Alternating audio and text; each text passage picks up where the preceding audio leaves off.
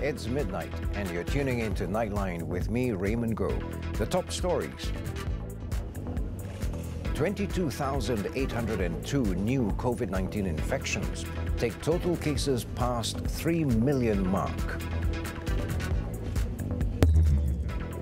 And work-from-home policy for civil servants, government to decide after cabinet meeting.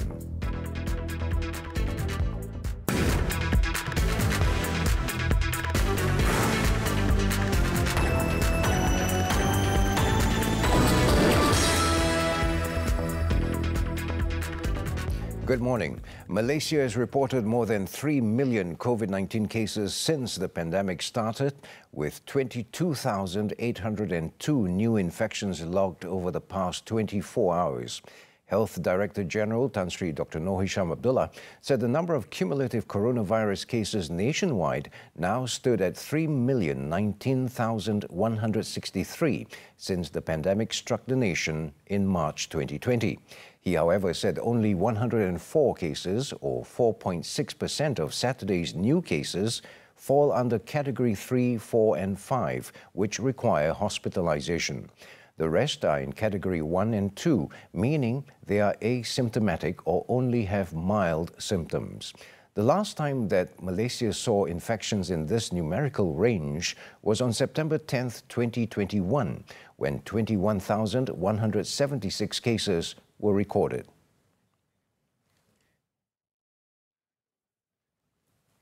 In line with the increase in the COVID-19 cases, Chief Secretary to the government, Tan Sri Muhammad Zuki Ali, said the government will look into whether there is a need to implement the work-from-home policy for civil servants.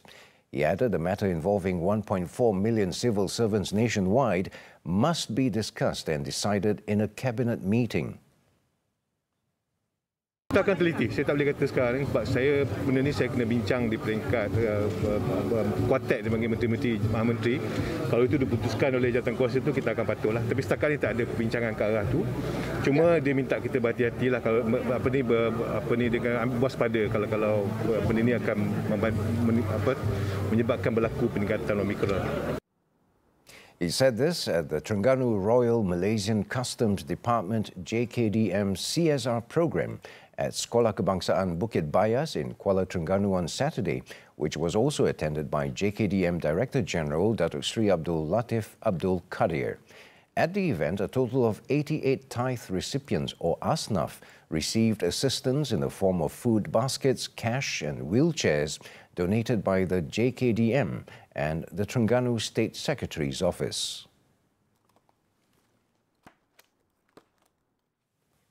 The government's measures to tackle the economic crisis have increasingly borne fruit, as evidenced by the 3.1% gross domestic product (GDP) growth recorded in 2021.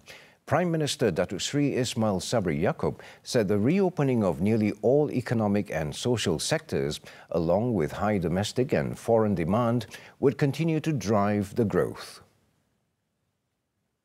In a posting on his Facebook page, Datuk Sri Ismail Sabri said the government would ensure the economic growth forecast of between 5.5% and 6.5% for 2022 will be achieved. He added it was of utmost importance that the economic growth is enjoyed by people from all walks of life through increased sources of income and curbs against rising inflation. The Statistics Department and Bank Negara Malaysia on Friday announced that the country's GDP for 2021 expanded 3.1%, in line with the government's projection of between 3 and 4%. Other indicators shown are the lower unemployment rate of 4.2% in December 2021, as well as the foreign direct investment figure of over 50 billion ringgit and higher total external trade surpassing 2 trillion ringgit for 2021. The Education Ministry does not want the Election Commission EC to use secondary schools as polling centres in the upcoming Johor state election, as it could interrupt the Sijil Pelajaran Malaysia examination. Senior Education Minister Dato Dr. Razzie Jidin said he will formally write to the EC on the matter soon. Sekolah rendah bagi pihak KPM kita tidak ada masalah untuk membenarkan penggunaan sekolah rendah. Namun sekolah menengah kita memohon, kita akan menulis secara rasmi, sebab semalam baru saya dapat maklumat berdasarkan sesi lepas urus rungutan daripada guru-guru apabila mereka dapat maklumat sekolah mereka akan digunakan. He said the EC had yet to make any official request to the Education Ministry on using schools as polling centres for the coming polls. He added that the written SPM examination will begin on March 3rd until March 29th, and the ministry has already made the necessary preparations for the students to sit for the important exam. Dr. Razi said this when met by reporters after attending an engagement with teachers and parents teachers associations at a hotel in Johor Bahru on Saturday. Sinovac booster doses will be made available at all Offsite vaccination centres, PPVs, beginning Monday. In a statement, Protect Health Corp Sdn Bhd said this was in line with the announcement by Health Minister Khairi Jamaluddin on February 7th that all Sinovac COVID-19 vaccine recipients can now choose their preferred third vaccine dose. It added that those who are eligible for the booster dose and wish to obtain the Sinovac type vaccine can check the list of off-site PPVs on the Protect Health website. Protect Health said that the Sinovac booster doses will be given for free at all its off-site PPVs.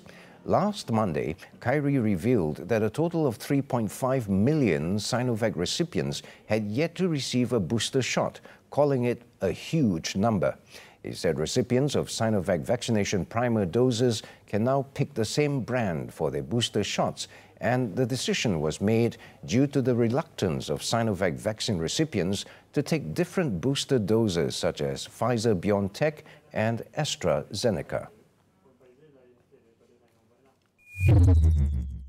Meanwhile, Khairi stressed that any booster shot is better than having no booster shot at all.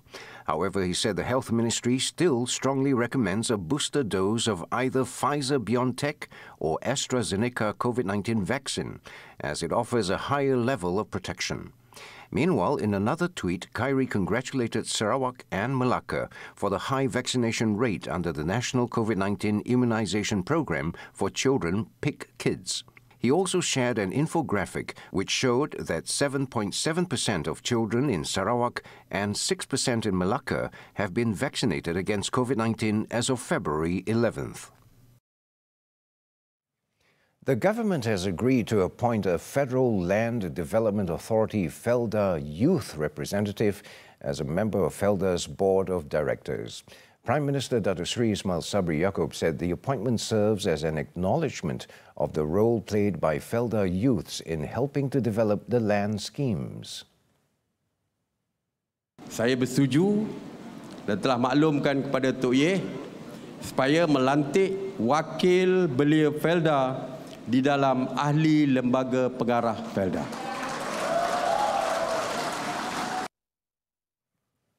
He said this in his speech at the dinner and annual general meeting of Majlis Belia Felda Malaysia, MBFM, Kami Anak Felda, KAF, and Permuafakatan Siswa-Siswi Felda, Persada, at Menara Felda in Kuala Lumpur on Saturday night. Also present were Felda Chairman Dato Sri Idris Juso and Minister in the Prime Minister's Department for Economy, Dato Sri Mustafa Muhammad. At the event, Dato Sri Ismail Sabri also approved allocations of 300,000 ringgit to MBFM, 200,000 ringgit to KAF, and 100,000 ringgit to Persada. The Prime Minister also announced that Dato Sri Idris's tenure as chairman, which is due to end on April 30th, would be extended by another 2 years.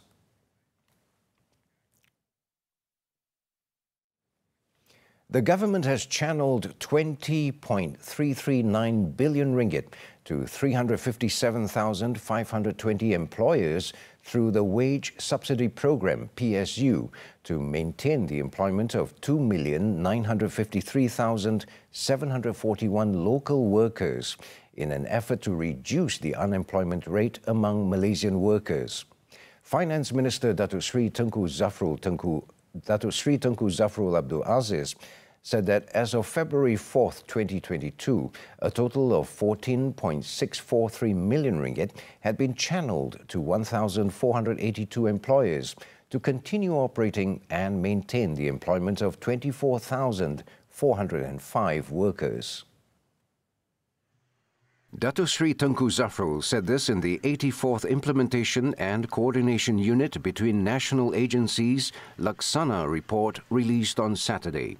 He said with an allocation of 600 million ringgit under the 2022 budget, the government through SOCSO will continue the implementation of PSU targeted at tourism operators who experience a decrease of at least 30% of total sales or income in October 2021 to December 2021 compared to any month in 2019 until 2021 before the outbreak of the COVID-19 epidemic. He said applications have been open since January 1st, 2022 until March 31st, 2022, but employers from sectors and industrial activities not listed but are still affected by the COVID-19 outbreak can also submit an appeal online to SOCSO. Meanwhile, for PSU 4.0, as of February 4th, 2022, a total of 2.27 billion ringgit has been channeled to 146,519 employers to continue operating and maintain the employment of 1,755,737 employees. The government is implementing PSU 4.0 with an allocation of 3.8 billion ringgit, which is expected to benefit 2.5 million workers.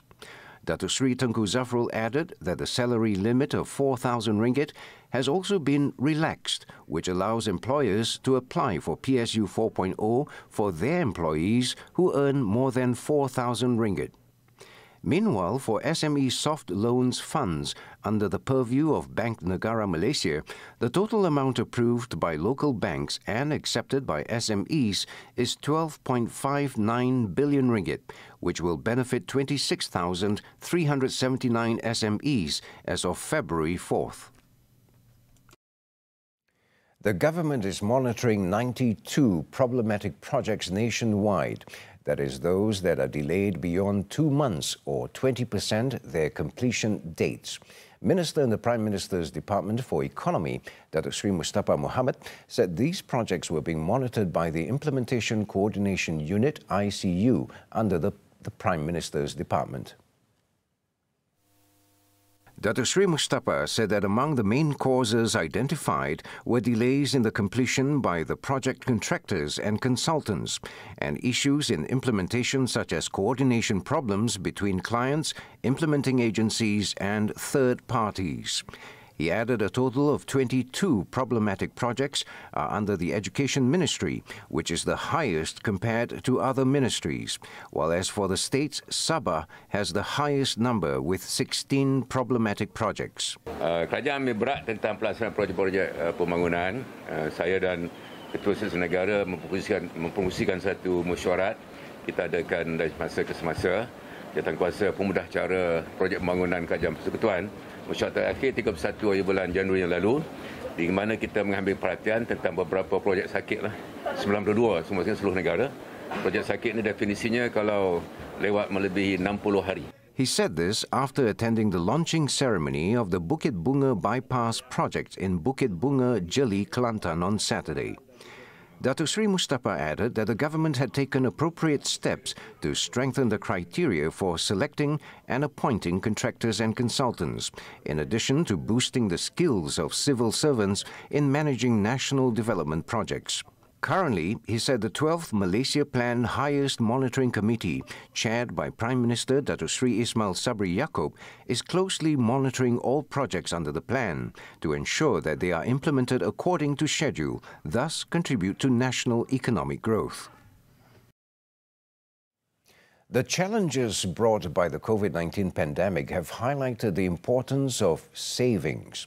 Recognizing the need to help the people deal with the impact brought by the health crisis, the Sharia-compliant digital gold trading program was introduced, not just to encourage the public to save, but also to enhance their wealth. With the aim of helping the people, especially Muslims, maintain and double their wealth, the Malaysian Islamic Chamber of Commerce, DPIM, has partnered with Quantum Metal Sdn Bhd to offer Sharia-compliant digital gold trading to preserve and enhance people's assets through gold. DPIM President Muhammad Saha Maddin said Quantum Metal platform is seen as one of the best solutions to the ongoing economic crisis brought by the COVID-19 pandemic. He added, with the digital gold storage products, the conversion of gold to currency and the investment of gold will multiply by 10 times and 5 times respectively using the commodity murabaha financing. Bidang kerjasama yang akan kita laksanakan ialah untuk memanfaatkan platform digital yang dibangunkan oleh Quantum Metal ini untuk faedah umat Islam khususnya bagi pihak DPIM, dan insyaAllah dengan adanya platform digital yang berasaskan produk syariah ataupun kelulusan syariah yang pertama di dunia, ini yang saya nak tekankan, produk emas patuh syariah dengan menggunakan instrumen tawaruk murabahah ataupun komoditi murabahah, ini merupakan yang pertama di dunia. Saha said this to reporters after the signing of the business cooperation agreement between DPIM and Quantum Metal on Saturday. Meanwhile, Quantum Metal Executive Chairman Dato' Lim Kung Sun said with DPIM as their main distribution channel, it could help them to reach not only the local market but also internationally. As I said earlier, we have target 60 countries set up. Then we will hand in hand go with DPIM to these 60 countries to share our concept, our idea, to reach out, to make sure more people benefit from the gold. This is what we want to achieve. Based on the record price of gold for the past 24 years, the trend of increase recorded at a rate of 607%, equaling 25% per annum, proves that gold is an asset that continues to grow in value. Still to come on Nightline, 10 Malaysians on a mission to conquer Everest. Stay tuned.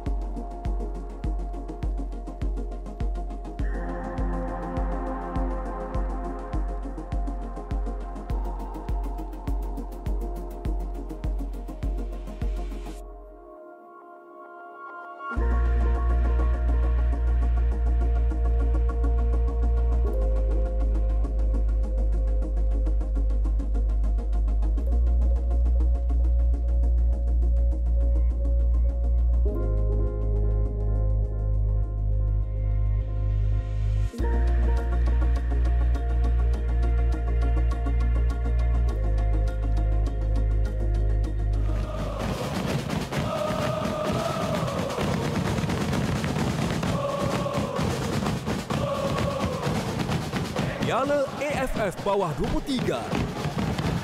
Semarakkan sokongan anda untuk Harimau Malaya. Hanya di TV9.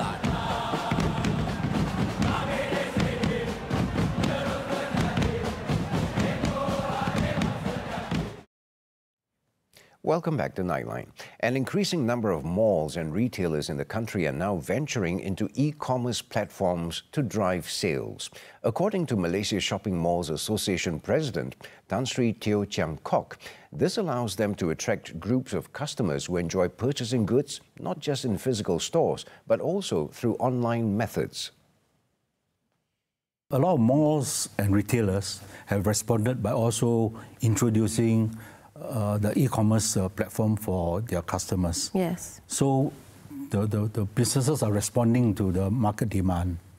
But over the last few months, we have seen the crowd coming back enthusiastically to be done.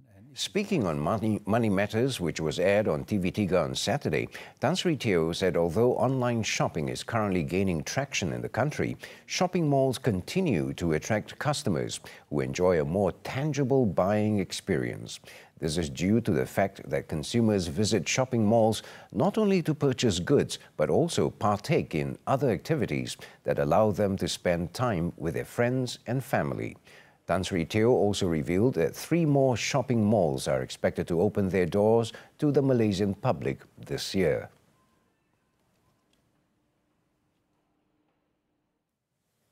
After a delay of nearly 3 years, the mission to conquer the world's highest peak of Mount Everest is now back on track with 10 Malaysian climbers of various races, religions and backgrounds. The mission will also, for the first time, be anchored by uniformed unit personnel that aims to bring the spirit of goodwill and unity to the world stage, as well as to inculcate the aspirations of Keluarga Malaysia among the people. Led by 33-year-old Azim Afif Ishak, who is the Altitude Exploration Club president, the team will depart for Nepal next month for the 63-day mission.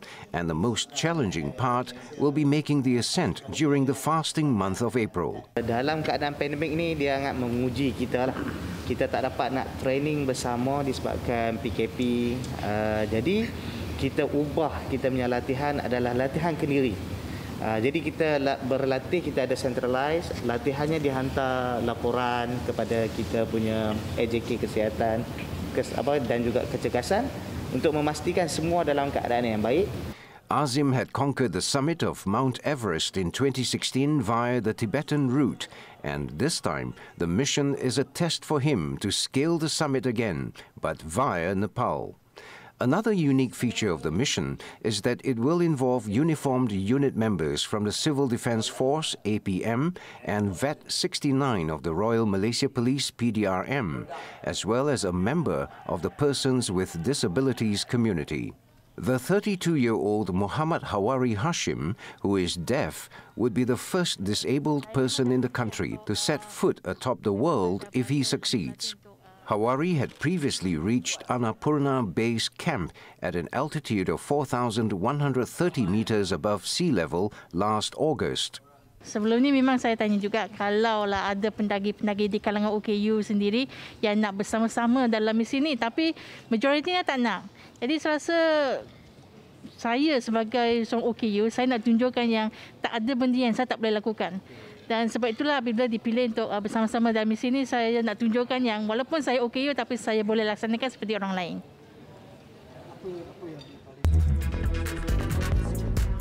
When we return, Russian invasion could begin any day, says the US.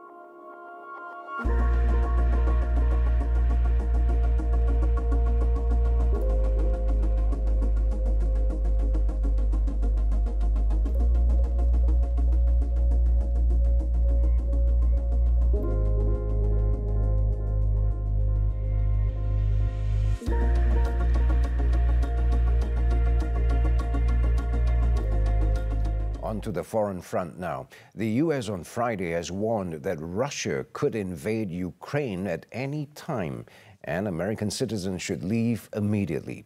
Speaking at a media conference, U.S. National Security Advisor Jake Sullivan said Russian forces were now in a position to be able to mount a major military action, where his remarks are seen as a clear escalation in the urgency of warnings from U.S. officials. We continue to see signs of Russian escalation, including new forces arriving at the Ukrainian border. As we've said before, we are in the window when an invasion could begin at any time, should Vladimir Putin decide to order it.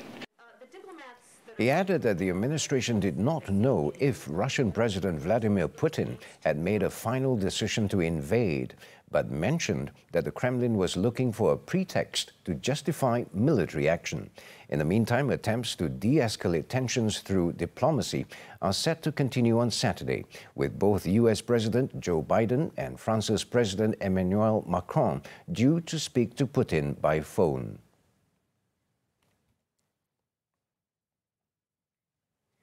In the meantime, U.S. Secretary of State Anthony Blinken on Saturday said there were continued signs of a Russian escalation at the country's border with Ukraine. Speaking after a meeting with Fijian Prime Minister Ayaz Sayed Qayyum as part of his Indo-Pacific tour, he added that new Russian forces were arriving at Ukraine's borders. We continue to see very troubling signs of Russian escalation, including new forces arriving around Ukraine's borders. As I said yesterday, we're in the window when a Russian invasion can start at any time if President Putin so decides. That includes in the coming days. We don't know whether President Putin has made that decision, but we do know that he has put in place the capacity to act on very short notice. Japan is considering easing its stringent border controls amid growing criticism that the measures, which have banned most foreign entrants, including students and business travelers, are hurting the country's economy and international profile. Prime Minister Fumio Kishida told reporters on Saturday that he plans to look into easing the border controls, but will be making a decision based on scientific assessment of the Omicron variant infection levels in and outside Japan. Currently, Japan has reported nearly 100,000 new cases in the latest 24-hour period, including 18,660 in Tokyo. The current border measures are scheduled to remain in place until the end of February.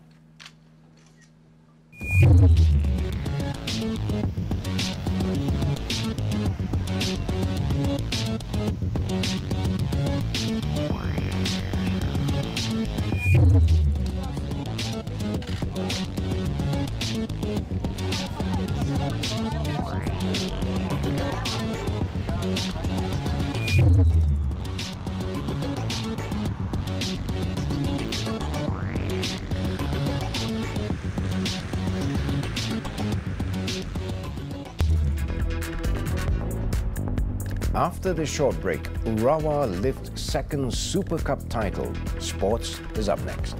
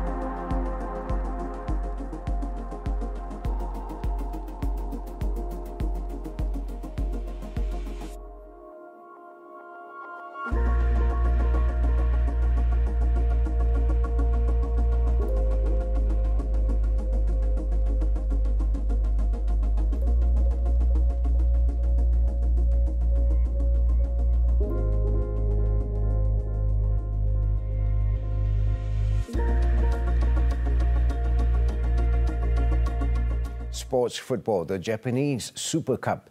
Ataru Esaka scored a brace as Urawa Reds beat J-League champions Kawasaki Frontale 2-0 to lift the trophy. Urawa enjoyed a good start as they took the lead after just 7 minutes when Esaka provided a cool finish for a low cross from the right side. Kawasaki pushed hard in search for an equalizer, forcing Urawa to defend their slimmest lead well. Urawa finally put the result beyond doubt 9 minutes from time when Esaka finished off a quick counter-attack with a fierce low drive from outside the penalty area. It was the Reds' second Super Cup victory, their last coming in 2006.